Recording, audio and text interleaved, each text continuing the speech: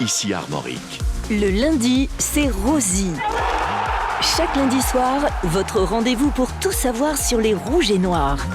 Rennes battue hier au Roazhon Park, défaite 2-1 face à Nice, la deuxième de la saison, mais surtout le 5e match sans victoire pour les Rouges et Noirs. C'est la pire série depuis la fin de l'ère Genesio. Est-ce la fin pour Habib Beye? Peut-il renverser la situation? On va se poser la question, on revient sur le match évidemment, on va donner également nos tops et nos flops avec nos intervenants. Un coup de gueule sur ce club qui essore ses entraîneurs. Pourquoi? On va se poser la question, ça donnera l'occasion à un petit débat. Il sera encore évidemment question d'Habib Beye, mais de tout ce qui a pu se passer aussi ces dernières années. Puis focus sur le déplacement à Toulouse, ce sera mercredi. Le lundi c'est Rosie, la 82e, c'est parti.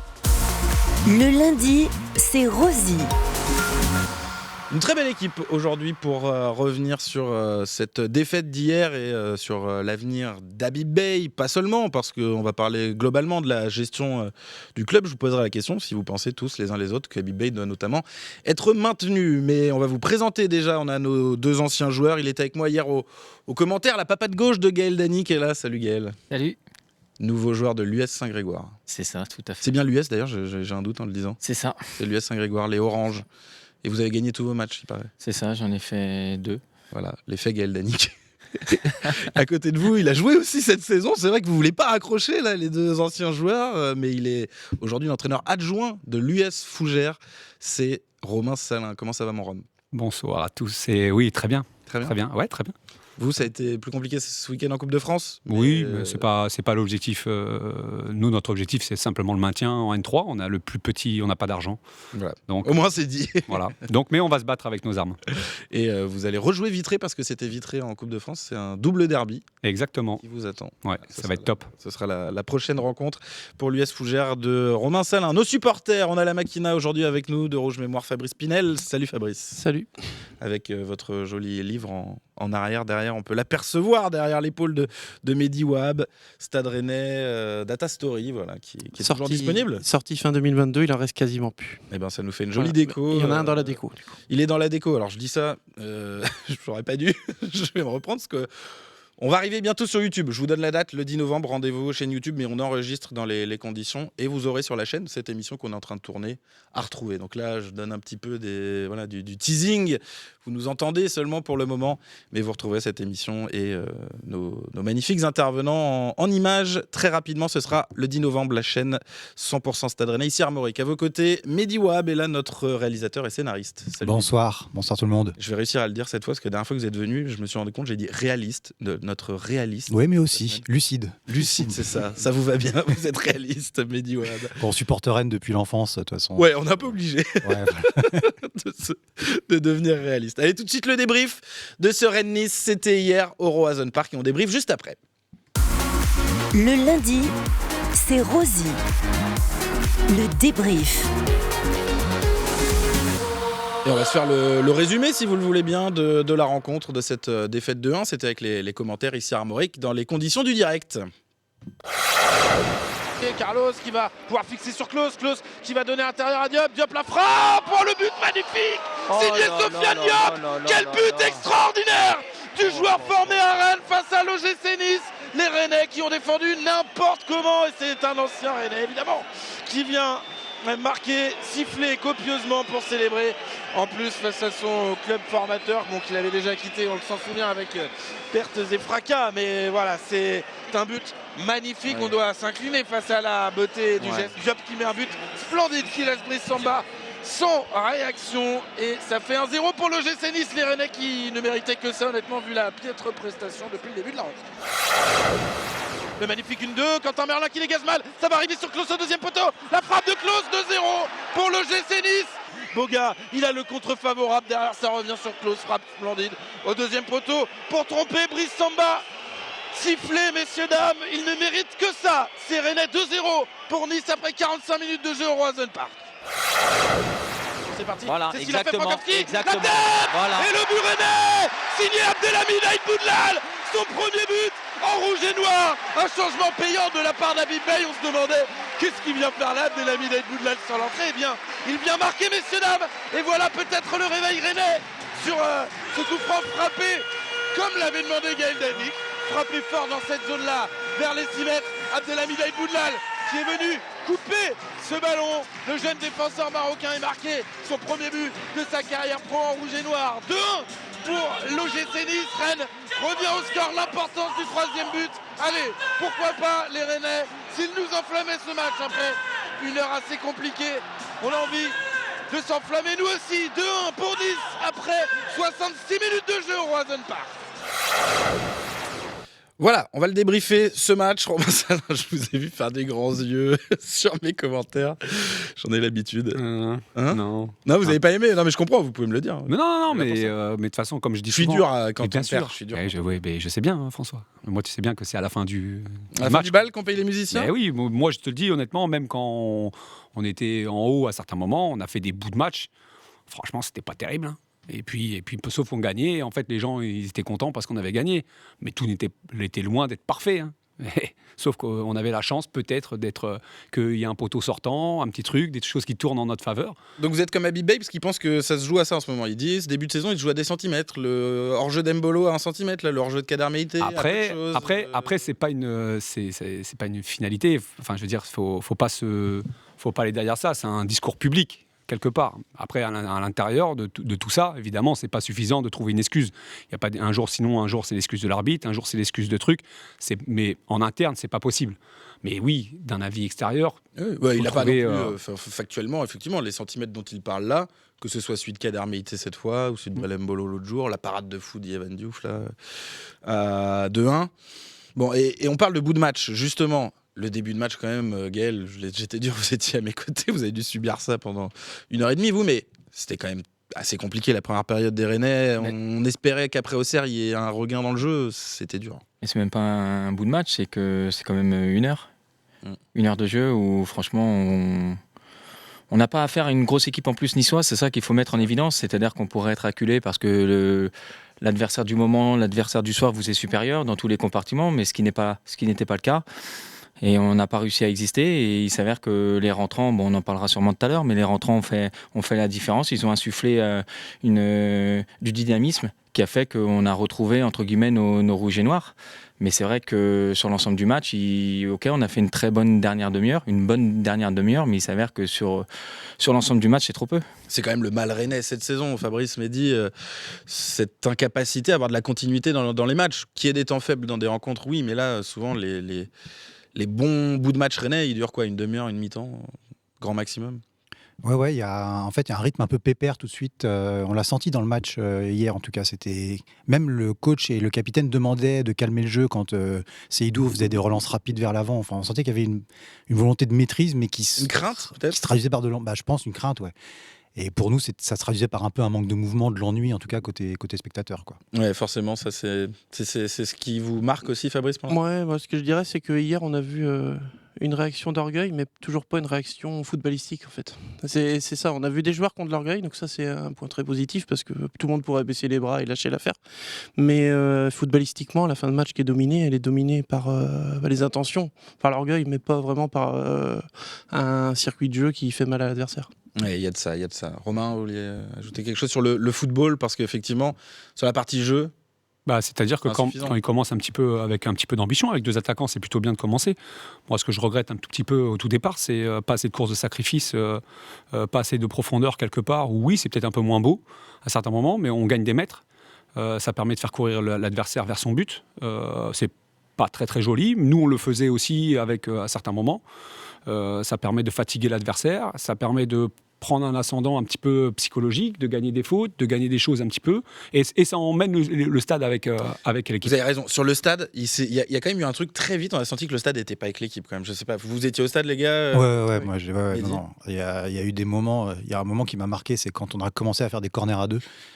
Où là, on a vu que le stade, on ne pouvait plus, quoi. Un soupir général. J'ai jamais entendu ça dans un stade. J'ai rarement entendu ça dans un stade aussi. Vous étiez au stade, Romain, ou pas? Non. J'avais la tablette et il y avait à la télé, il y avait aussi un match que je voulais voir. D'un ami? Real Barça. Ah oui. Donc en fait, j'étais. Ça vaut quoi par rapport à... Oui, ça vaut pas grand-chose, mais bon. Non mais en tout cas c'est vrai que sur l'ambiance, Gaël aussi on l'a senti, ce soupir, nous aussi on a rigolé à l'antenne sur ce moment-là sur les corners à 2 dont il parle. Ouais, mais c'est symptomatique, c'est vrai que jusqu'à présent il les joue clairement à 2 et il se passe jamais rien et on se met même en difficulté. Il s'avère que le premier corner qu'on joue, On leur rend le ballon, on prend un contre, limite. Non, mais exactement. Donc, c'est assez incompréhensible. Après, la faute à qui, je ne sais pas. À un moment donné, peut-être que les consignes sont de jouer à deux, mais à un moment donné, quand vous êtes sur le terrain et que vous estimez que ce n'est pas la meilleure des solutions, à un moment donné, il faut prendre son courage à deux mains et le mettre dans la boîte. Surtout qu'en plus, on a des joueurs qui sont capables, qui ont du gabarit. Le meilleur des moyens de mettre la pression, c'est de la mettre dans la boîte pour jauger aussi l'état du gardien, de savoir est-ce qu'il va sortir, est-ce qu'il ne va pas sortir, les mettre en difficulté. Je pense que pour moi, la stratégie, je pense que le premier, c'est de le mettre dans la boîte et de voir comment réagissent et le gardien et la défense adverse. Tiens, le gardien, qu'est-ce qu'il en pense ? Ah oui, évidemment. Enfin, ça vient à ce que je disais, c'est mettre la pression, essayer de gagner les premiers ballons. Quand on ne gagne pas les premiers ballons, c'est gagner les deuxièmes ballons. Parce que déjà, ça envoie un signal. Ça envoie un signal positif. Et le signal positif, ça emmène tout le monde. Ça emmène un stade, ça emmène. C'est ça. Et ce stade, il faut l'emmener, parce que bien sûr. C'est un stade particulier. Il y a des stades, on va dire, qui sont acquis un peu à leur équipe, à leur club. À part le RCK à Rennes, c'est un stade qu'il faut aller chercher. Oui, mais de toute façon, quand une équipe a performé sur les dernières années, quelque part, le public, il s'est embourgeoisé. Il veut des résultats. Donc, de toute façon, du jeu et de la manière. Du jeu et de la manière. Donc, si tu n'as pas de jeu et de la manière dans un premier temps, faut envoyer des signaux de watts, on va dire. Avant d'aller sur le cas Habib Beye, dont on va parler assez largement, évidemment, je rappelle d'ailleurs qu'il y a eu une fausse information qui a été sortie avant qu'on enregistre cette émission par un média peu recommandable. Et voilà, on vous assure, en tout cas, on nous a confirmé au club que c'était une fake news. Habib Beye sera bien sur le banc, au moins contre Toulouse, évidemment. Après, il sera soumis à la suite de ses résultats. Mais avant qu'on en parle, je voulais revenir sur des faits de jeu. Est-ce qu'il y a but sur le but de Klaus ? Moi, je pose la question parce que Marc Bollangier, je l'ai rhabillé pour l'hiver, il a 3-4 costards à rajouter à la penderie, qu'elle peut confirmer. Mais franchement, cette main, quand même, je ne sais pas ce que vous en avez pensé, les supporters. Mehdi, vous l'avez peut-être revu depuis. Moi, j'ai revu au ralenti. Est-ce qu'elle touche pas une autre partie du corps avant quand même ? C'est pas facile. Si, mais sur les mains offensives, je crois que cette notion, normalement, n'entre pas en compte. Mais bon. Mais est-ce qu'il la touche vraiment de la main, François ? Moi, j'ai l'impression, en tout cas. Moi, j'ai pas l'impression. Je suis pas sûr. C'est pour ça que la question, est-ce que... Mais par contre, en effet, s'il a touché de la main offensive, quoi qu'il arrive, il doit signaler. Parce que pour moi, il la rabat. En fait, il dribble Merlin en la touchant avec sa main gauche. Après, moi, j'ai pas l'impression. Okay. En étant devant la télé et tout, je me dis, waouh, il la touche pas. Et c'est un coup du sort incroyable, par contre. J'ai l'impression qu'elle touche la cuisse et qu'elle va un petit peu sur le corps. Et genre, il se retrouve. Parce que c'est bien checké quand même. Oui, c'est checké assez longtemps, mais il n'y a pas beaucoup de plans évidents. Après, s'il n'y a pas de plan, mais c'est vrai, vous avez raison. S'il n'y a pas de plan, on les a eu les plans. S'il n'y a pas de plan, et pourtant, mais il n'y en avait pas beaucoup. Vous êtes d'accord ? Ils tournaient des plans et il n'y en avait aucun. Ils n'étaient pas nombreux, mais c'est vrai que c'était délicat pour nous de savoir s'il y avait main. On en parle encore. Il fait même pas le geste, parce que quand tu touches des fois de la main, tu as le réflexe de je veux l'enlever. Il le fait même pas. En fait, hop, tu as l'impression que c'est naturel. Et puis après, c'est l'arbitre. Mais bon, avant, est-ce qu'il faut pas faire en sorte que le ballon il retombe pas là ? C'est pas faux. L'intervention de Merlin, elle est pas très franche, par exemple, sur ça. Et on en reparlera peut-être. Fabrice, sur l'arbitrage ? Ce que j'ai vu sur cette action-là, sur ce que j'ai revu, parce qu'au stade on voit pas, c'est surtout l'arbitre face à la VAR, face à l'écran de VAR. J'ai l'impression qu'il prend sa décision à pile ou face. Il n'y a aucune certitude au moment où il rend son verdict. C'est le sentiment qu'il donne à ce moment. Mais à partir du moment où il a donné but à la base, il reste sur sa décision. Il n'a pas de preuve qu'il a pris une décision erronée, donc il maintient sa décision terrain. Nous, on les a, les images. Et franchement, on n'était pas catégorique. Donc par contre, il y a plein d'autres choses dans l'arbitrage de Marc Bollangier. Mais sur l'obtention du but, là, on peut presque pas l'incriminer, même si ça nous est défavorable. Non, mais juste parce qu'Habib Beye, lui, l'a clairement dit pour moi, il n'y a pas de but et je comprends pas la règle. Il voit certaines choses et... attendez, sur l'arbitrage quand même, Djaou Cissé qui prend un jaune où il n'y a même pas faute, Opong qui prend pas jaune sur le plaquage à Mbolo, le temps additionnel, je sais pas si c'est dans vos marottes, Fabrice, mais moi le temps additionnel, je trouve ça... On le calcule pas, mais je pense qu'on est toujours à des années-lumière de ce qui devrait vraiment être. Rappelez-vous de la Coupe du Monde au Qatar où le foot avait enfin pris des bonnes mesures et on mettait des vrais temps additionnels. Mais le train, il avait peut-être un train. je pense. Je pense qu'il fallait rentrer, on était dimanche, quoique on était encore dimanche après-midi, il pouvait rentrer. Certainement Marc Bollangier. On va parler d'Habib Beye, on va parler de son avenir forcément, qui s'obscurcit parce que les résultats ne sont pas là. 5 matchs sans victoire de rang. Fabrice, c'est vous qui sortiez la stade, je crois que c'est depuis Bruno Genesio. La dernière série de ce type, c'était les 5 derniers matchs de Bruno Genesio. Oui, c'était Bruno Genesio, juste avant son départ. Et pour aller plus loin, 11 points. Après 9 matchs, ça fait 3 saisons. C'est exactement la même chose que l'an dernier et que l'année d'avant. C'est-à-dire les 3 saisons où vraiment les saisons d'après la période dorée. on vit les mêmes depuis 3 ans. Et 11 points après 9 matchs, ça vous emmène pas haut. Hein. Eh ben, En moyenne de points. À chaque fois, ça nous a emmené à Noël à craindre le maintien. Qu'est-ce qu'il dit depuis que je suis plus là. Voilà, c'est depuis que vous êtes plus là, Romain. Revenez au club. Tiens, il y a quelqu'un qui m'a dit ça sur les réseaux l'autre jour. Ah, il est gentil. Ouais, il a dit pourquoi il n'y a pas d'identité rennaise, faut en a ramené au club, rapprocher Romain Danzé du sportif, ramener Romain Salin, Benoît Costil, Jimmy Briand. Ça fait beaucoup ça. Gaël Danic, je l'ajoute par politesse, mais il vous a pas cité. Vous êtes triste. Non mais c'est peu importe. Mais vous êtes d'accord ou pas, parce que c'est un vrai débat. Moi je suis complètement d'accord parce que il y a on est du club, c'est votre club de cœur. Mais on en a souvent parlé. François, moi je suis pour les anciens joueurs du Cru qui apportent leur pierre à l'édifice dans le bon déroulement des choses. Il faut avoir faut avoir des choses à amener, bien sûr. C'est pas le tout de revêtir le costume. Faut apporter une plus-value. Mais voilà. Pour être clair, je trouve ça bien. C'est-à-dire qu'il n'y aurait pas de conflit d'intérêts parce que c'est notre club, on est à la fois supporters. Donc moi, j'y verrais ça d'un bon œil. Vous avez posé un CV là, clairement. C'est comme ça que je l'entends. Pas forcément. Pas forcément. Romain, sur le fait d'avoir de l'identité, je parle pas forcément pour vous, parce que vous êtes peut-être engagé avec un club par exemple. Mais non, mais en fait, il y a, sur le moyen terme, là, il y a quand même des choses qui se sont passées, que ce soit à l'académie, où il y avait Aurélien Montarou, qu'on a connu, qui est parti. Simon Pouplin, qui est parti. Il y a Jimmy, que je connais très bien, Jimmy Briand, qui est venu faire un entretien. Et en fait, en gros, on l'a pris en entretien. Très filou aussi qui avait eu. Ils ont eu un entretien, mais c'est vraiment un entretien genre, on nous a dit qu'il fallait venir en entretien, quoi. C'est ce que Jimmy m'a dit. T'es Jimmy Briand, donc en gros, on te reçoit, quoi. Mais en gros, on n'a pas envie aujourd'hui. On n'a pas envie de nous. Mais je vous le dis clairement. Non, mais c'est vrai. Ils n'ont pas envie de nous. C'est des gens qui sont aujourd'hui au club, qui ne veulent pas se dire. Les mecs du passé, encore plus s'il y a eu un petit peu de réussite. Non. Puis en plus, ils sont pas lensois.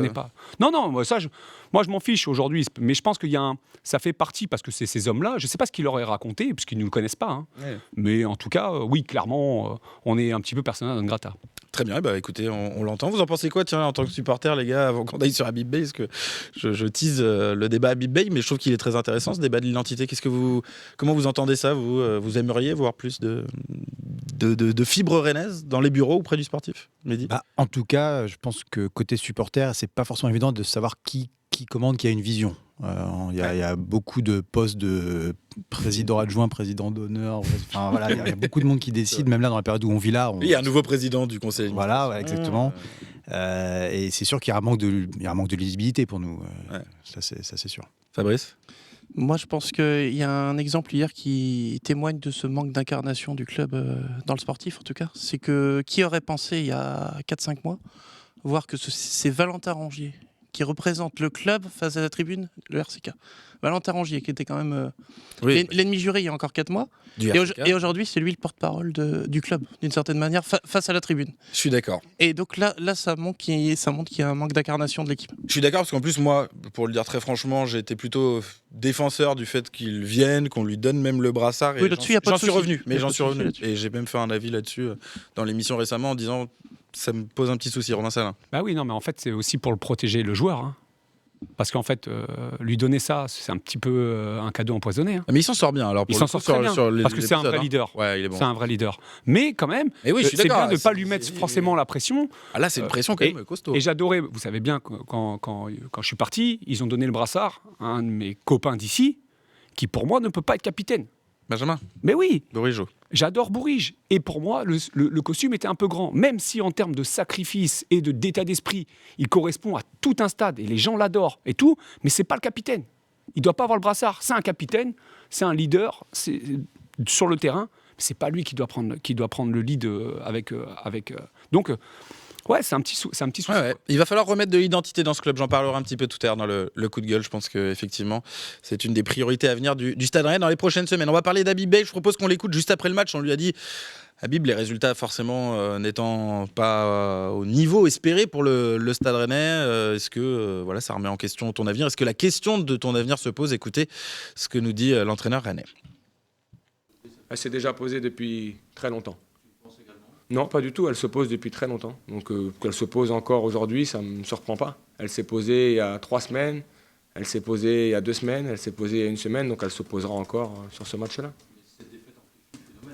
il n'amplifie pas le phénomène. Je pense que le phénomène est déjà là et aujourd'hui, la seule chose qui m'intéresse, c'est ce que je vis avec mon groupe au quotidien et la force que j'ai et la passion que j'ai à ce que cette équipe soit performante. Ouais, je vous ai vu hocher la tête, Romain. Vous êtes d'accord avec le discours? En fait, il sous-entend quand même aussi un petit peu qu'il n'a pas trop apprécié qu'il y ait des débats très tôt, on va dire, sur son avenir et il a l'impression que c'est un peu télécommandé. Et moi, je le dis, le média qui a sorti l'info aujourd'hui, comme quoi il s'était fait licencier, je ne veux pas les citer pour ne pas leur faire de pub, mais ça fait des semaines que ces mecs-là écrivent qu'il est en danger. Et honnêtement, on sent qu'il y a quelque chose d'assez malsain derrière. Il est pas fou, Habib, il connaît le foot de haut niveau. Malheureusement, ça fait partie du jeu. Ouais, mais il doit vivre avec. Pas mal quand même. Il doit vivre avec.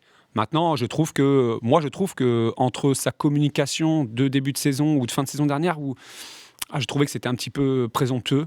Je trouve que peut-être que la période qui vit un petit peu en difficulté, je trouve un peu plus proche peut-être de ses joueurs, un peu plus sensible par rapport à des choses que j'apprécie en termes de valeur. Donc, je me dis que peut-être qu'il faut lui laisser un petit peu de temps, c'est un petit peu mieux. Il y a des choses à encore améliorer. Mais, comme je dis, après on va y revenir peut-être sur le sportif, c'est surtout le fait qu'il n'y ait plus de Coupe d'Europe. Et c'est une vraie difficulté parce que les joueurs ont moins de matchs ensemble. Il n'y a pas de passé commun. Ils enchaînent moins, ils ont moins de minutes communes sur le terrain. Exactement. Et je trouve que quelque part, par rapport à Nice, qui là est sur 2 victoires, ils ont perdu en Coupe d'Europe, mais ils ont un passé commun de 2-3 matchs de plus, et ça joue. Gaël, sur Habib Beye, qu'est-ce que vous en pensez? Est-ce qu'il faut conserver sa confiance au coach? Est-ce qu'il quand même lui mettre un ultimatum avec? Je sais pas, mais moi je trouve qu'on dit que le débat il est très tôt, c'est vrai et c'est pas vrai. Oui, ça fait quand même un quart du championnat. Vous auriez l'objectif du maintien, je dirais le débat il est bien trop tôt, mais quand vous avez des objectifs d'être le plus haut possible, et vous êtes quand même le Stade Rennais, on peut quand même parler je dis pas qu'on a l'effectif mais de terminer dans les 5 premiers. À un moment donné, vous n'avez pas 50 jokers.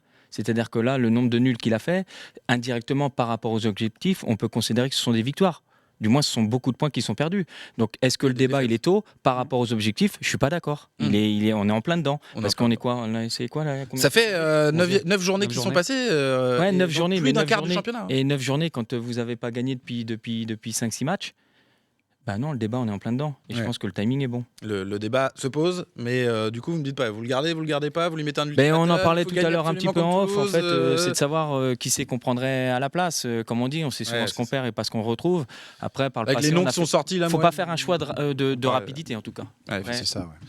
Ouais. Mehdi, qu'est-ce que vous en pensez? Oui, c'est ça. En fait, on a quand même vu des phases de jeu intéressantes sur les dernières journées, et je suis d'accord qu'il y a du mieux quand même. Et je pense qu'on a aussi pas de chance et qu'il a pas de chance sur pas mal de phases de jeu quand même, le coach. On a un effectif aussi qui est pas hyper bien équilibré pour moi, qui lui donne pas beaucoup d'alternatives possibles, surtout maintenant qu'il passe un peu à 4. C'est un peu de sa responsabilité. Voilà. Il a été parti bien prenant. Il faut s'adapter. Notre paire d'attaquants, elle est arrivée en toute fin de mercato. On n'a pas beaucoup de matchs pour qu'ils trouvent aussi leurs automatismes. Il faut que ça vienne. Et surtout, moi, ce qui me fait peur, c'est que depuis Genesio, je vois qu'on enchaîne les coachs, mais là, les noms qui sortent, moi, personnellement, je préfère garder Habib Beye, continuer à travailler. Là, j'ai pas la sensation qu'il y a des gens avec lesquels on nous fait rêver, où on se dit, ah oui, là, ça va être le déclic, c'est sûr, avec cette personne-là. Il y a donc se dire qu'on sait ce qu'on perd, on sait pas ce qu'on gagne. Et on voyait un petit peu le classement, encore une fois, j'oublie que je parle à des gens qui nous écoutent seulement. Je rappelle que Rennes est à 6 points de la 6e place européenne et à 3 du barragiste. Donc là, il y avait un jump à faire sur ce match. C'était honnêtement, et Fabrice Pinel, le mathématicien, ne me dira pas le contraire. Je peux donner le match. Chiffres, allez-y, mais c'était le match pour basculer du bon côté pour moi. Oui, tout à fait. Et surtout, depuis l'été 2023, l'été où tout s'effondre, on va dire, l'été où on affiche des objectifs qu'on n'avait jamais affichés jusque-là, et donc le point de départ c'est pas ça le point de départ, Fabrice. De la suite. Amari Traoré, au revoir. Ça fait partie de l'été 2023. Après, mais en tout cas, c'était pas si important. En chiffres, depuis 2023, donc la période Genesio, les 3 mois avant qu'il parte, c'est 1,41 point par match. Ensuite, on a Julien Stéphan qui est sur sa période, c'est 1,41. Ensuite, on a Sampaoli, c'est 0,75 sur sa période, point par match. Bravo, et là, on est à Beye, 1,46. Donc en fait, il fait mieux que les 3 précédents. C'est pas terrible, mais il fait mieux. Énorme quand même, 0,05 par match. Ça veut dire que changer de coach demain, est-ce que ça va être mieux? Il y en a 4 de suite qui ne font pas mieux que ce qu'on voit actuellement. C'est bien, vous êtes un peu en train de poser le débat qui viendra dans le coup de gueule sur ce club qui essore les entraîneurs. Est-ce que le problème, il vient fondamentalement des coachs pour l'instant, ces saisons qui se suivent et qui se ressemblent? On va quand même revenir un petit peu sur Nice avec les tops et les flops. On va les faire rapidement, on a plein de choses à se dire dans cette émission. Les tops et les flops. Les tops et les flops du lundi. Et défaite, donc on démarre par les flops. On a 2 joueurs qui ressortent. Je vais demander chacun de donner le nom que vous m'avez déjà donné au préalable. On va commencer par Fabrice. Fabrice, qui est-ce que vous nous avez dit? Le flop Votre flop. Mon flop, qu'est-ce que je vous ai dit? Juste le nom. Vous m'avez dit Merlin, voilà. Je vous ai dit Quentin Merlin. Romain Salin, c'était la même chose. C'était la même chose. Et nous, on a le même avec Gaël, Mehdi, Gaël. Camara, Mehdi, Ouais, Mehdi Camara. Et pareil pour moi, Mehdi Camara. On va pouvoir débattre un petit peu autour de ces joueurs-là. Je vous écoute les Merlins parce que je vous avoue que effectivement, il fait pas un grand match, mais il a pas trop fait partie des débats que j'ai eu moi depuis hier après le match. Donc je vous écoute, Romain. Moi, je trouve que des fois, il engage des pressions qui sont bien trop hautes par rapport à ce qu'il fait, et il est capable de, malheureusement, il fait en sorte que le central doit aller le couvrir un peu trop loin du but. J'ai vu à un moment donné en première mi-temps, pour moi c'était complètement lunaire ce qu'il a fait, et c'est même Jérémy Jacquet qui a eu centre, et Jérémy Jacquet qui a 19 ans ou 20 ans, qui regarde Merlin et qui lui dit en termes d'équilibre on fait comment quoi. Donc à un moment donné c'est bien beau de vouloir montrer à la tribune que je cours sans ballon, pas avec ballon, où on doit faire des courses, et que sans ballon peut-être qu'il faut rester un peu plus équilibré. Et puis je trouve que des fois son jeu peut-être fait tourner peut-être 1 ou 2 fois et court tout simplement, alors que là il tente aussi des passes intérieures qui sont dangereuses, surtout quand on joue avec 2 attaquants, ou tu as 2 attaquants, peut-être qu'il faut mettre, comme je répète, un petit peu plus long, histoire de faire courir. Il joue beaucoup intérieur, et donc quelque part tu fais en sorte que l'équipe adverse elle te presse dans le sens du jeu, ils vont vers l'avant, tu te prends un chalut et tu mets en difficulté l'équipe. Tu es un joueur majeur quelque part. Un joueur avec de l'expérience. Ouais, mais il a pas tant d'expérience que ça. Tu rigoles ou quoi? Il a quand même joué à Nantes, il a joué à Marseille, il connaît le championnat. Et bien, à un moment donné, quand tu prends des joueurs qui sont quand même. Je pense qu'il ne faut pas attendre ce championnat, ça de lui pour l'instant, moi. Mais après, non, mais j'entends. Mais moi, je pense qu'il ne faut pas attendre ça de lui. Par contre, c'est sur un point tactique intéressant dont on a parlé tout à l'heure. C'est sa construction du match. Sa construction du match, mais même globalement, je voulais, parce que vous avez amené là-dessus, c'est vrai qu'on n'en a pas parlé tout à l'heure sur l'aspect tactique, avec ces 2 pointes à qui on n'a pas donné de centre. Ça m'intéresse. On en a parlé tout à l'heure. Après, expliquer ça rapidement. Dans la construction du match, c'est quand même, tu joues avec Ludo et Seko, donc ils sont toujours pied intérieur. Ouais. Donc tu joues avec 2 pointes, avec Mbolo, qui pour moi est un joueur de centre. Et le Paul aussi. Et en fait, le problème qu'on a, c'est que dans ta construction, si tu veux garder un équilibre, peut-être que sur la première mi-temps, à certains moments, attention, je dis pas que c'est... Peut-être de changer les deux, avec Seko et Ludo qui seraient sur un pied. Justement, on envoie des courses, et donc un pied de centre avec 2 attaquants, peut-être qu'on mettrait plus de danger. Alors que là, forcément, ils sont toujours ramenés à l'intérieur, et ils veulent du jeu combiné. Alors que c'est pas des joueurs quelque part, à ce moment-là, c'est tes latéraux qui doivent aller centrer, mais dans ton équilibre défensif, dans ta construction de match, au départ, tu dis, faudrait peut-être qu'on garde un peu d'équilibre. Mais voilà, c'était pour ça que je voulais que vous fassiez exposer, parce que j'avais trouvé ça très intéressant. On revient sur Merlin avec vous, Fabrice. Ouais, il a fait long, Romain, je vais faire plus court. Désolé. Et il fait toujours comme ça. Pour moi, Quentin Merlin, déjà, son défaut était plutôt défensif dans une défense à 3-5. Dans une défense à 4, je l'imagine pas du tout. Je pense que son rôle, si on reste dans ce système, c'est de jouer un cran plus haut. Il sera inutile, voire pénalisant en restant là, à mon avis. Donc vous mettez qui, Lilian Brassière? Je sais pas si on a la solution. L'effectif n'a pas été pensé dans cet esprit, mais moi, Merlin dans le système... Il a fait une entrée. Pourquoi pas. Mais pas à 4. À une période où on se cherche des ailiers, je pense que Merlin, ce serait le moins pire à ce poste-là, milieu gauche, un peu plus haut. Très bien, c'est noté. Mehdi Camara, Mehdi. Moi, c'est un joueur que j'adore. Et j'étais tellement content qu'il vienne chez nous. Et j'attends encore qu'il fasse son match de référence. Quand Brest venait chez nous, à chaque fois, il me faisait flipper. Il nous trouvait au milieu de terrain, il faisait des courses, il grattait. Et là, sur ce match-là, pareil, j'étais content qu'il soit titulaire. Je me suis dit, OK, il va peut-être faire un match référence. Il prend un jaune très vite, qui était quand même évitable sur une situation pas très dangereuse. Donc derrière, il a un peu le frein à main. Et pour l'instant, je ne vois pas apporter des plus-values qu'il doit apporter. C'est une très belle prise pour le coup de notre directeur sportif. C'est un joueur qui va faire ses meilleures années chez nous, un super joueur du championnat. Donc, et là, pour l'instant, j'attends encore qu'il démarre sa saison. Frein à main, je pense que c'est le bon terme même pour parler au-delà de ce match-là, de son début de saison. Gaël sur Mehdi Camara. Ouais, c'est vrai que j'ai de l'affection pour lui parce que je l'ai côtoyé à à Laval, donc en plus d'être un bon joueur, Oui, c'est un bon c'est mec. vrai, ça. Non, mais Il paraît que c'est un très bon mec aussi. Ouais, c'est un très bon mec et c'est un très bon joueur aussi, hein, je le dis. Mais c'est vrai que sur ce match-là, je l'ai trouvé en difficulté déjà physiquement, c'est-à-dire très tôt, par rapport aux 22 acteurs, je l'ai trouvé tirer la langue très, très rapidement sans forcément avoir fait des courses de folie. Donc je ne sais pas s'il y avait déjà quelque chose, s'il y avait des prémices. Après, il a joué beaucoup. Alors il a perdu des ballons déjà, ça c'est une première des choses. Et le peu de ballons qu'il avait, soit il jouait de manière latérale, soit il jouait derrière. Et au deuxième ballon, je l'ai trouvé inexistant. C'est-à-dire que sur les deuxièmes ballons, alors lui comme les autres n'était pas présent. Et puis ce qui met encore plus en avant, je dirais, son non-match, c'est l'entrée de Cissé qui, par la force des choses, en remet une couche sur la prestation de Camara. Donc, c'est exactement ce que j'allais dire aussi. Donc on va passer sur les tops. Comme ça, on va pouvoir... parce que moi, c'était aussi une opposition finalement, mon top flop. Donc on va passer sur les tops si vous voulez bien. Chacun va pouvoir donner son top. Moi, j'ai mis Mady Camara aussi parce que j'ai trouvé que l'entrée de Djaou Cissé lui avait fait énormément de mal sur la perception du match. Je trouve qu'au côté de Rongier, Mady Camara, il y a quelque part un profil de deux récupérateurs quand même, de mecs qui savent bien lire le jeu, mais qui finalement ont des qualités assez proches. Camara est peut-être plus box, plus de volume, mais finalement dans la lecture, dans les contre-pressing, ils se ressemblent pas mal. Et j'aurais aimé avoir à côté de Rongier plutôt un mec comme Djaoui pour utiliser le ballon qu'un Mady Camara. Donc mon top, vous l'avez compris, c'est Djaou Cissé. Gaël, c'est le vôtre également. Et on va passer sur les vôtres. Il y en a deux similaires pour Romain et Mehdi. Romain, Samba, la confraternité des gardiens. Pareil pour vous, Mehdi Wahab. Ouais, Samba. Brice Samba et Fabrice, vous m'avez donné Aïd Boudlal. Abdelhamid Aït Boudlal. Voilà, on a les 5 tops.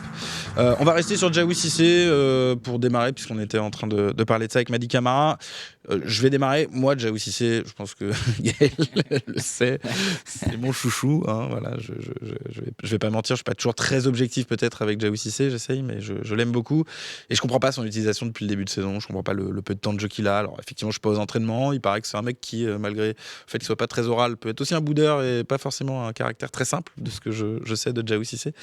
Donc voilà, je dis pas, peut-être qu'effectivement il a pas montré ce qu'il fallait, on va dire humainement aux entraînements pour garantir sa place, mais moi tout ce que je vois c'est le talent de ce joueur, et quand il joue là on voit tout de suite que l'équipe elle se remet à avoir de la créativité, à combiner, à faire des choses qu'elle ne faisait pas avant qu'il soit sur le terrain. Donc voilà, c'est mon top Djaou Cissé. Gaël, vous vouliez ajouter quelque chose sur le terrain ? Non, effectivement, mais en plus le fait qu'il soit jeune quand il est sur le terrain, ça insuffle aussi une dynamique chez les partenaires aussi. C'est pas le tout d'avoir le ballon et d'en faire des choses bien, c'est qu'il a été énormément recherché, donc on sent tout le potentiel et la confiance qu'ont les partenaires. Donc effectivement hier, rien que les prises de balles, elles sont toutes vers l'avant. On sait qu'il a déjà pris l'info, et puis il s'avère que toutes les opportunités ou voire les occasions que l'on a, il est au démarrage, donc il a obtenu des fautes aussi, et puis il a fait en sorte que Nice recule aussi. Donc pour toutes ces raisons, voilà, je l'ai mis dans votre top. Exactement. Romain, Brice Samba, le gardien de but. Oui, c'est parce que c'est forcément, je trouve que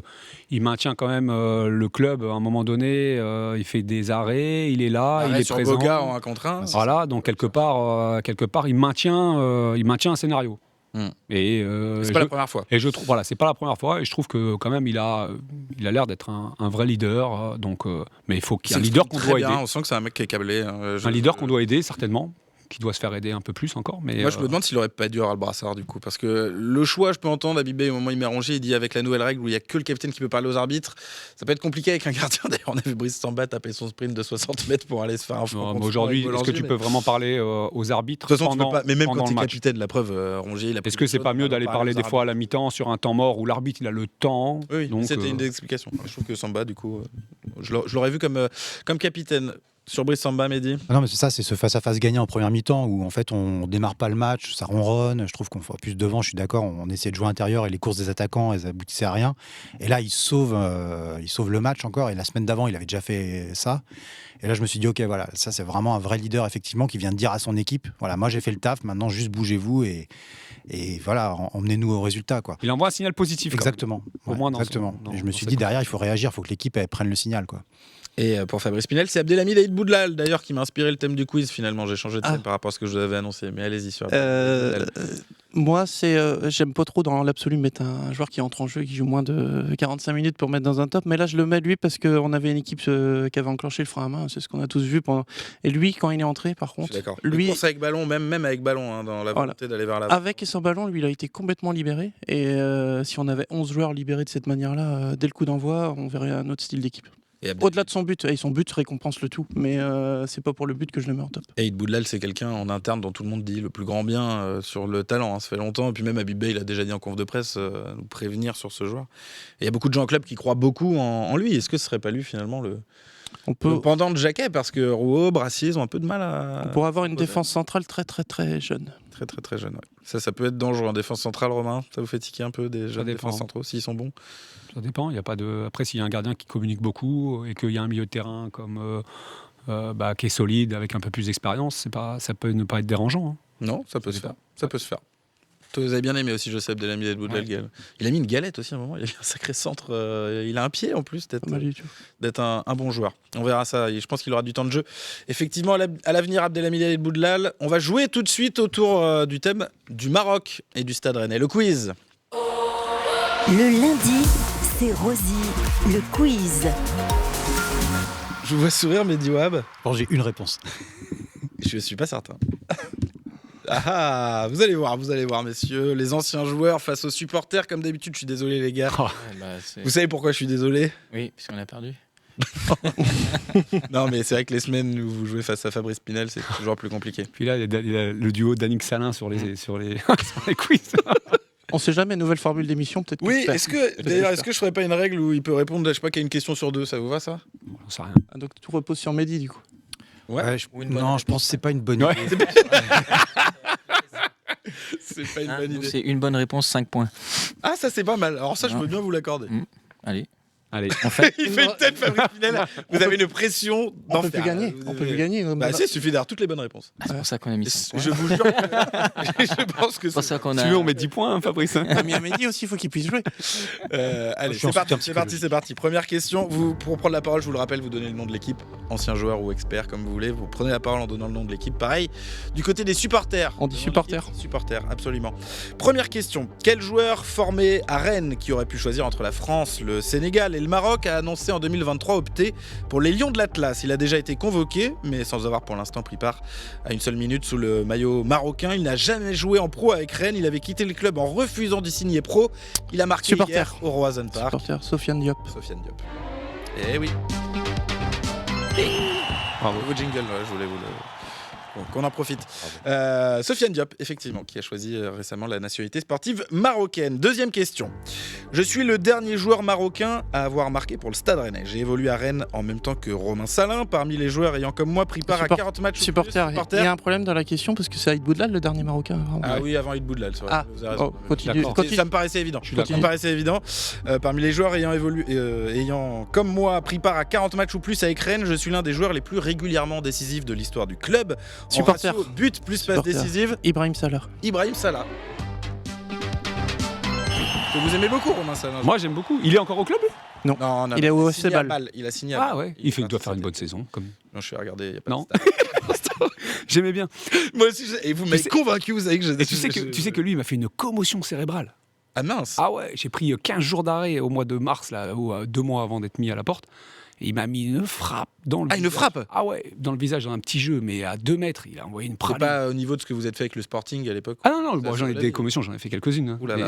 Mais après, vous êtes un poste exposé, forcément. Donc Ibrahim Salin, on le saura, voilà, la petite anecdote de Romain Salin. Elle ressortira dans des quiz, ça, peut-être un jour, quand on en fera. Quand on en fera, ouais. Ouais, faut qu'on en organise un. La Fabrice Pinel, il me regarde, est-ce que c'est de ma faute si on n'en organise pas, mais on va en faire bientôt. Troisième question, 2-0 pour les supporters. Je suis formé à Nancy. Mon grand frère a plus marqué l'histoire du Maroc que moi avec ses prestations lors de la Coupe du Monde 1998, mais je reste un solide international marocain avec 64 sélections et 16 buts. Supporter. Non, on l'avait. Mais attendez, mais il faut prendre la main en disant le nom là si vous dites rien. Vous avez dit, j'ai ancien joueur? Ah oui, on l'a dit. Ancien joueur, allez, on va dire qu'ils l'ont dit. Je suis sûr qu'ils l'ont dit. Lequel, du coup? Lui, il va finir. Hadji, le prénom? Hadji, avec la couette. Ah oui, mais il y en a J'ai le prénom, moi, Youssef, si vous non voulez. Youssouf. Youssouf. Allez, 5 points pour Voilà, les- 5 points. Pour bien Voilà, joué, Gaël. merci. Alors, Ouais, c'est bon. Hop là. Super Parce qu'on l'avait la première. C'est mérité. On va Faut qu'on continuer, puisse Fabrice, on va C'est mérité. On fait On va fois deux- continuer, fois on deux va maintenant. continuer. Allez, Je choisirai à la fin qui a gagné de manière totalement impartiale. Quatrième question. Je suis moi aussi formé à Nancy parce que bon, j'ai pas fini l'énoncé, mais je disais qu'il était formé à Nancy. Supporter. Supporter. Abdeswadou. Abdeslam Ouadou. Voilà, là il est. Vous l'avez énervé là. Vous l'avez énervé là. Ah ouais, je sais. C'est pas quoi? C'est pas quoi la peau? Non? Vous l'avez Ah oui. Tu te rappelles? énervé. C'est pas faut brûler la pas. peau Faut pas brûler la peau. Peau de l'ours avant de l'avoir vendu. Faut pas brûler la peau de l'ours avant de l'avoir vendu. La plus célèbre phrase d'Abdeslam Voilà. Ouadou. Ouais. Magnifique. Magnifique. Il est aujourd'hui coach des Orlando Pirates.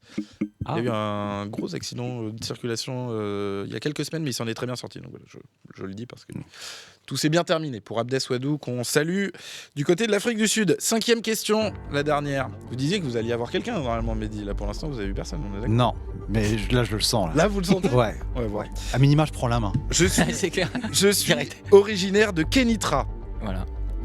comme un certain Naïef Aguerd.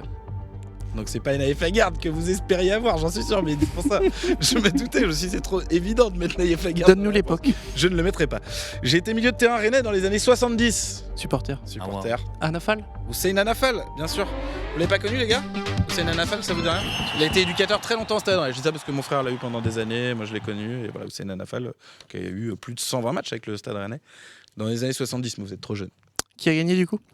Je tiens à rappeler que les 2 dernières questions étaient à 2 points. Absolument, mais oui, c'est vrai. Il est bon, lui. T'as compté les points. Je déciderai en fin d'émission, selon qui a été le plus sympa. Enfin, vous me ferez des propositions indécentes et on s'arrangera. C'était le quiz. Allez, tout de suite, un coup de gueule dans le lundi, c'est Rosy. Le coup de gueule de la semaine. Ouais, j'ai hésité alors dans le coup de gueule sur les méthodes du média dont on a parlé tout à l'heure, qui a annoncé de manière fausse le licenciement d'Habib Beye, mais j'avais envie de parler surtout de ce club qui essore ses entraîneurs. Moi, je trouve que le Stade Rennais ressemble de plus en plus, malheureusement, au FC Nantes d'Ekita. Et ça m'embête un petit peu. Depuis plusieurs années, on enchaîne des entraîneurs sans vraiment de fil sportif très clair. On n'a pas une direction sportive claire. Depuis des années, on a enchaîné des présidents, on a enchaîné des présidents de conseil d'administration, on a enchaîné des directeurs sportifs, on enchaîne des coachs, on enchaîne les joueurs. Cet été, la lessive incroyable. Où est la politique claire du Stade Rennais? Quelle est-elle? Pourquoi les coachs aujourd'hui aussi vivent ces enfers? Je pense qu'il y a de ça.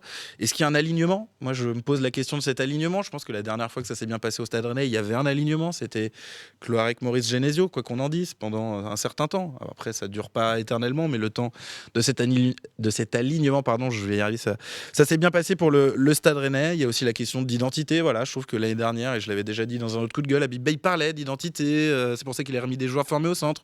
C'est un mot qui a disparu du discours du coach, mais ailleurs, on n'entend jamais Arnaud Pouille, qui ne représente pas, en tout cas publiquement, pour l'instant, l'institution. Seul Loïc Désiré a parlé cette année. Et voilà, j'aimerais un petit peu que le club se pose la question de sa politique claire. Quelle est-elle? Où va-t-on? Quel est le projet? Comment on veut arriver à nos objectifs? Et j'ai un peu le sentiment qu'il y a trop de gens qui parlent, qui décident, qu'il y a trop de décideurs ou de personnes qui peuvent donner leur avis aujourd'hui à l'intérieur de ce club. Voilà, c'était mon petit coup de gueule sur le fait que les coachs puissent être un petit peu essorés par le fonctionnement un peu étonnant de ce club. Et je suis allé volontairement un peu loin parlant du FC Nantes d'Ekita. Qu'est-ce que vous en pensez les uns les autres? Pourquoi ce club, Fabrice, je vous sens chaud là pour parler de ce sujet? Allez-y. Tant que j'ai l'idée.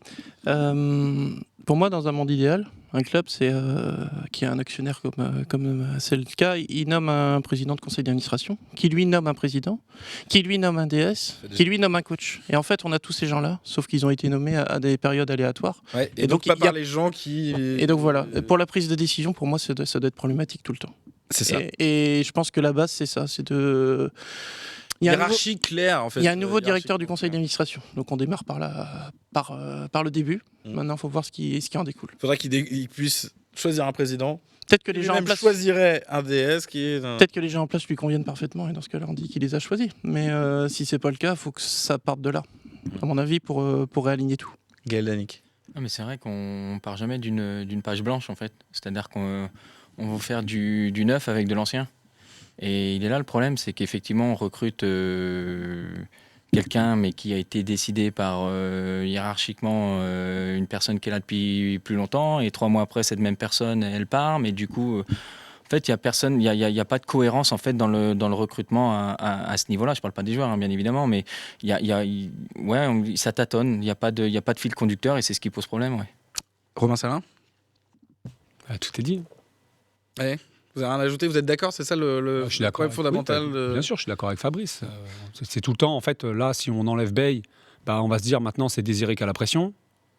C'est ça. Ouais, Et bien puis sûr. après, on va enlever Désiré. On va dire que c'est le coach qui a repris le lead, c'est lui qui a la pression. Puis c'est le président. En fait, on trouve toujours. Et puis après, c'est les joueurs. Mais en fait, En fait, les joueurs, on en parle quand même assez peu aussi, finalement, parce que même moi, là, dans ce sujet, j'ai pas trop parlé des joueurs, et ils ont leur part de responsabilité aussi, c'est vrai. les joueurs ont toujours la part de responsabilité. Pour moi, enfin, en tout cas. On en parle dans les tops et les flops. dans ce que- Voilà, on cite Pour leur moi, faut pas responsabilité oublier sportive, quand même. Faut pas oublier que les joueurs, ils jouent. Ouais. Ah bah, Enfin, moi, j'ai toujours dit, franchement, j'étais très content quand je suis arrivé. Excusez-moi, je parlais de. Quand je suis arrivé, j'ai découvert un club qui était en Coupe d'Europe. Je suis très content de le laisser en Coupe d'Europe quand je suis parti. Sauf que là, aujourd'hui, les joueurs ont découvert un club qui n'est pas en Coupe d'Europe. Donc, déjà, il en manque. Mais ces dirigeants-là. Et il n'y a pas beaucoup. Plus de joueurs dans l'effectif qui l'ont connu avec. Attends. Non, mais Ces dirigeants-là, ils la connaissent pas tant que ça, la Coupe d'Europe. Dis-moi qui l'a fait. Il y a Ludovic Blas quand il est arrivé, c'est le joueur le plus ancien de l'effectif déjà. Arrivé il y a 2 ans. Mais tu vois, et il a joué 4 mois. À l'avoir connu avec Rennes. À l'avoir connu avec Rennes. Il ne s'est pas qualifié en Coupe d'Europe avec Rennes. Et Ludo, il s'est qualifié une fois en Coupe d'Europe par la Coupe de France. Mais le championnat. Jamais. Jamais. Donc, Aujourd'hui, en fait, il y a aucun vécu, dans tous les joueurs de qui ce sont, est-ce qu'il y en a un qui a fait un top 4 Madi Camara avec Brest. Seco aussi peut-être Seco et Samba avec le voilà. Samba, quand même. Ils ont une fois. Et dans un club Rongier. Merlin Rongier à Marseille. En fait, il y en a plein. Ouais, il y en a. En fait, mais au final, tant mieux s'il y en a. Mais pas Tant mieux avec s'il y Rennes. en a. Ils l'ont tant vécu, mieux, ils l'ont tant vécu mieux. mais pas avec Rennes. Voilà. Tant mieux. Donc effectivement, il y a ce boulot-là. Mehdi Wahab sur ce sujet-là. Moi, en tout cas, moi, ce que je C'est toujours constate. dur de lecteur en tant que supporter. Non, c'est ce que je constate. C'est moi, je suis angoissé après les résultats des dernières semaines et j'ai besoin que quelqu'un me parle et me rassure. Et là, c'est pas ce qu'on a entendu. Et en tout cas, à chaque fois, je me dis, mais qui va prendre la parole? Donc, on a eu effectivement une intervention dans la presse de Loïc Désiré Désiré. il y a quelques temps. Je me suis rendu compte, je me dis, c'est hallucinant que je sois tellement sevré de communication que j'étais trop content d'avoir une interview du DS une fois dans l'année. C'est trop. Enfin, je sais pas comment c'est dans les autres clubs, je suis pas les autres clubs, mais ça me semble trop rare. Et du coup, on a qu'un coach qui est un peu acculé à chaque conférence de presse depuis un mois. On n'a que ça comme communication. C'est hyper stressant, en fait, pour les supporters. Mais c'est marrant parce que vous dites, parce que quelqu'un m'a dit, mais tu sais, ils n'ont pas à parler tout le temps. Regarde, historiquement, dans les clubs, les mecs, ils parlent pas. Je dis, mais on est à une nouvelle ère de la communication, en fait. Aujourd'hui, en 2025, les gens, ils sont sur leur téléphone en permanence. Ils sont abreuvés en permanence d'infos. On a un besoin d'infos, aujourd'hui, qui est bien plus grand. Donc, les clubs doivent s'adapter à ça aussi. Et plus communiquer. Les gens en ont besoin. C'est ça, et c'est aussi être en capacité de prendre la pression. Bien sûr. Et quand un dirigeant parle, ce qu'on avait, qui était un petit peu lourd à certains moments, on va pas se mentir. Oui, et puis là, il repasse dans son côté un peu lourd, Olivier Létang. Olivier Létang, il était saoulant. Hein. Il voulait sa page dans l'équipe tout le temps et tout à certains moments. Mais quelque part, en faisant ça, il prenait la pression. Ouais, et pendant qu'il prenait la pression, le coach, il pouvait bosser. Bien sûr. Paratonnerre, c'est le très bon terme. Tu vois, Voilà. Et on a posé ce débat, il est intéressant. Je pense qu'il y a pas mal de choses à dire sur le sujet. On va s'intéresser très rapidement au déplacement à Toulouse, mercredi en Ligue 1, 10e journée de Ligue 1. Les enjeux du prochain match dans le lundi c'est Rosy. Toulouse qui reste sur une défaite 1-0 à Monaco, mais avant ça, c'était 2 victoires. Alors, une victoire 4-0 à Metz. Bon, je pense que Metz, voilà. Ça ne veut pas dire grand-chose de battre Metz. Mais il y avait eu une victoire à Lyon, surtout, 2-1 pour les Toulousains, qui sont plutôt pas mal ces dernières semaines. Est-ce que vous les craignez, ces Toulousains, d'ailleurs, de notre ancien président Olivier Cloarec, Olivier Létang. Pardon, Olivier Létang. Romain Salin, vous, c'est Romain Salin, c'est ça? Bravo. Bravo. Pas du tout. Pas du tout. Ah ouais? Ça y est, Non. c'est le bon match, là, vous le sentez. Vous m'avez dit que vous le sentiez tout à l'heure. Et de toute façon, 2 matchs par semaine, voilà. Voilà. Comme on va enchaîner les matchs, enfin, Voilà. la mayonnaise va prendre. Gaël Danic, Toulouse. Ben moi, c'est pas Toulouse que je vois, moi, c'est nos Rennais. C'est-à-dire qu'en fait, aujourd'hui, notre adversaire à nous-mêmes, c'est notre propre adversaire, c'est nous-mêmes, en fait. Ce week-end, j'en reviens, c'est pas Nice qui a gagné, je pense que c'est Rennes qui perd. Donc, qu'est-ce qu'ils vont nous faire à Toulouse? Voilà, Ouais, j'attends ça de va voir nos dépendre. Rennais. Ça va dépendre de nos Rennais. Yann Beau. Ah oui, les ex. Sofiane Diop a marqué, Fabrice Pinel, je vous le Pablo Pagis a marqué aussi. Ils sont 2 cette année à avoir marqué contre Rennes. Toulouse, c'est une équipe qui ne réussit vraiment pas depuis quelques temps. 5 matchs sans victoire contre eux. Un match ignoble la saison dernière là-bas, je me rappelle. Et à peu de choses près, à un communiqué fake près, Sébastien Tambouret reprenait le flambeau pour la deuxième fois contre Toulouse. C'est vrai. Mais bon, il y échappe. Pourquoi c'est lui? Ce sera pas lui du coup, parce que c'était une fake news. Ah oui, c'est pourquoi ça aurait été lui. Oui, parce qu'il a les diplômes. Mais bon, il y en a d'autres. Mais dans l'affaire, ce serait Stade Rennais que de gagner ce match-là. Alors j'ai une petite anecdote que je donne. Je lui souhaite pas à Big Bay évidemment, mais la dernière fois qu'un coach, parce qu'on me l'a donné, j'ai trouvé ça assez marrant. La dernière fois qu'un coach a commencé face à Strasbourg et a terminé son mandat face à Strasbourg, le coach suivant, arrivé de la formation, a gagné un titre avec le Stade Rennais. Voilà. Je suis pas sûr que ça se répète tout le temps ce genre de stats. Je sais, elle était vraiment tirée par les cheveux. C'est une stat. Fabrice, vous visez la Coupe de France cette année, c'est ça, c'est ça le discours. Absolument, c'est une stat un peu Fabrice Pinellienne tirée par les cheveux. Vous me permettrez quand même. Mais j'attendrai le début de la Coupe de France pour la faire. On attendra mi-décembre. D'accord. Mehdi Wahab sur. Déjà, il faudrait qu'il parte contre Strasbourg et on lui souhaite pas quand même à Bibé, ça arrive vite Strasbourg. Ouais, c'est dimanche. Ouais. Mehdi. Moi, je suis très curieux de voir tactiquement comment on va commencer, parce que les commentaires qu'on a fait sur les joueurs tout à l'heure, les entrants, c'était aussi dans un changement de système. On était plus à 4. Donc, qu'est-ce qui va se passer? Enfin, pour que nos centraux fassent des courses comme ça, il faut être à 3. Pour que Diawy Cissé touche autant le ballon, écarte pour centrer, il faut qu'on veuille centrer parce qu'on joue en 3-5-2 avec un Milité peut-être titulaire. Enfin, je suis très curieux de voir dans quelle configuration on va commencer ce match. Est-ce que vous pardon, je vais y arriver. Est-ce qu'on ne ferait pas partir l'équipe qui a terminé le match contre Nice titulaire? Non.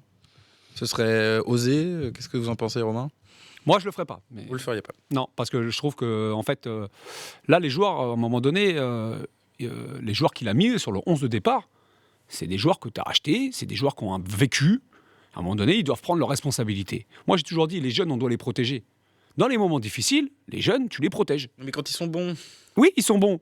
Ils sont bons. Mais entre commencer un match aussi dans une spirale négative, et je l'ai vu même avec des Kamas, hein, c'était pas le même Kama qui jouait quand on n'était pas bien, que quand d'un seul coup, le stade, au bout de 5 minutes, parce qu'on savait qu'on était dans une bonne spirale, c'était bien, tout allait bien, c'est pas la même chose.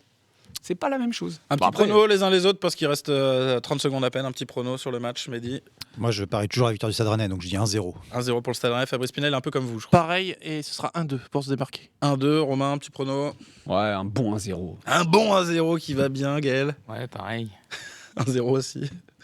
Ouais, après, ça, c'est le. Moi, le 1-0 moche. Hein. Le 1-0, bien moche.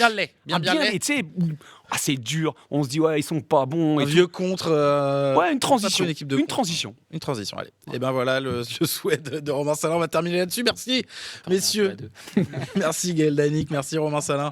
Merci, Mehdi Wahab. Merci, Fabrice Pinel. C'était le lundi, c'est Rosé. On se retrouve dans une semaine pour le prochain épisode où on aura 2 matchs à débriefer, Toulouse et Strasbourg. Bonne semaine à vous. Le lundi, c'est Rosie.